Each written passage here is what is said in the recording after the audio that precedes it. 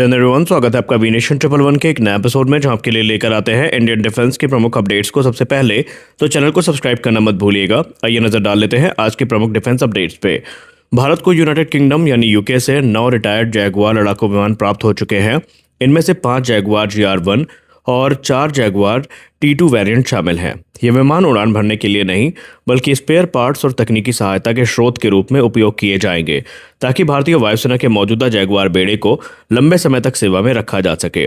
Reports के अनुसार इस योजना की तैयारी 2024 से चल रही थी और इसकी पुष्टि ब्रिटेन के minister of arm forces Luke Pollard ने लिखित जवाब के तौर पर की है। अब भारत वर्तमान में दुनिया का वो आखिरी देश है जो जैगुआर लड़ाकू विमानों का संचालन कर रहा है।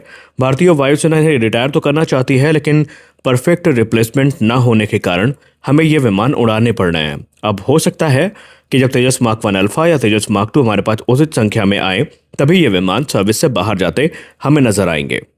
भारत के डिफेंस एक्विजिशन काउंसिल यानी DAC ने देश की वायु रक्षा क्षमता को और मजबूत करने के लिए 10 रक्षा परियोजनाओं को सैद्धांतिक मंजूरी दे दी है। आपको बता दें कि यहाँ पर सबसे महत्वपूर्ण 3 एयर डिफेंस सिस्टम हैं जिन्हें मंजूरी मिली है। इनमें से पहला है MRSAM यानी medium range surface to air missile system, दूसरा है विशोरेट्स यानी very short range air defence system और तीसरा है Akash Tarang anti drone electronic warfare system. इन तीनों प्रणालियों का उद्देश्य fighter jet, cruise missile, ballistic missile और ड्रोन जैसे हवाई खतरों से देश की रक्षा करना है। ऑपरेशन सिंदूर के दौरान पाकिस्तान द्वारा ड्रोन, फतेह 2 बैलिस्टिक मिसाइल और CM-400 जैसी जो मिसाइल्स हैं, इनका इस्तेमाल किए जाने के बाद भारत ने एयर डिफेंस को और मजबूत करने का फैसला किया।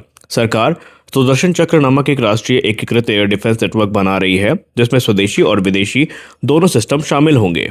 यानी DAC की यह मंजूरी भारत की लेयर्ड एयर डिफेंस को काफी ज्यादा मजबूत करेगी। MRSAM, विशोरेट्स और आकाश तरंग मिलकर सुदर्शन चक्र एयर डिफेंस नेटवर्क का हिस्सा बनेंगे, जिससे भारत बैलिस्टिक मिसाइलों, क्रूज मिसाइलों और फाइटर जेट के साथ साथ ड्रोन जैसे आधुनिक खतरों को भी प्रभावी ढंग से काउंटर कर पाएगा।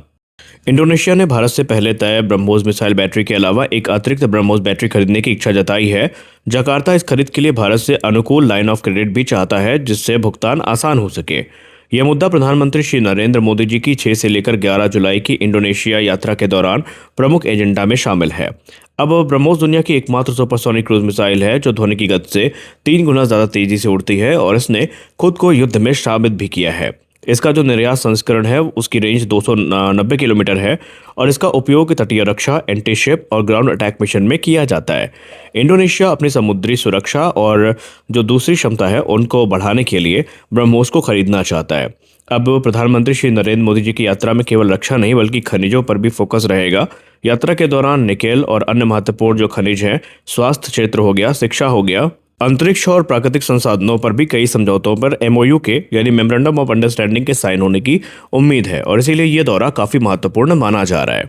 हिंदुस्तान एरोनॉटिक्स लिमिटेड ने तेजस मार्क 1 अल्फा के उत्पादन को तेज करने के लिए एक बड़ा कदम उठाया है। अब हिंदुस्तान एरोनॉटिक्स लिमिटेड विमान के कई महत्वपूर्ण सब स्ट्रक्चर और एयरफ्रेम कंपोनेंट्स का निर्माण निजी भारतीय कंपनियों को आउटसोर्स करेगा।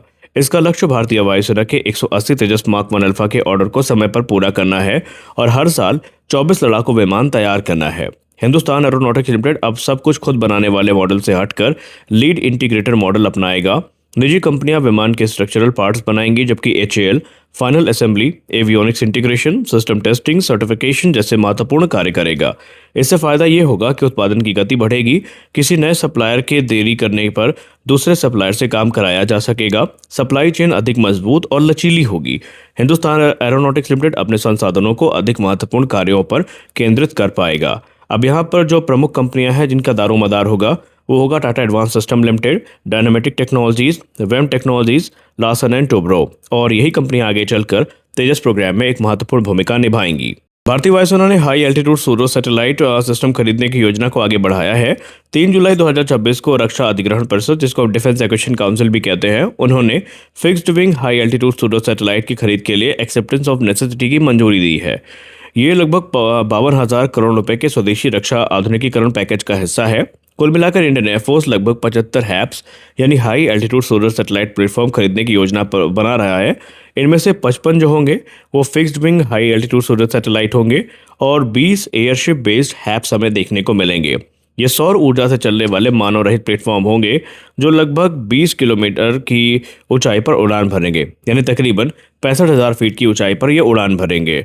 हैप्स कई महीनों तक लगातार हवा में रह सकते हैं, जिससे 24/7 निगरानी संभव होगी। और इनका मुख्य उद्देश्य होगा लगातार इंटेलिजेंस, सर्वेलेंस और रिकॉनेसेंस मिशन को पूरा करना, सीमाओं और दुश्मन के सैन्य ठिकानों की निगरानी करना, संचार और डेटा रिले की क्षमता प्रदान करना। ये इनके तकरीबन 500 किलोमीटर तक निगरानी और डेटा कवरेज की क्षमता होगी। तो आज के इस वीडियो में बस इतना ही। मिलते हैं अगले वीडियो में कुछ अपडेट्स के साथ। तब तक के लिए जय हिंद।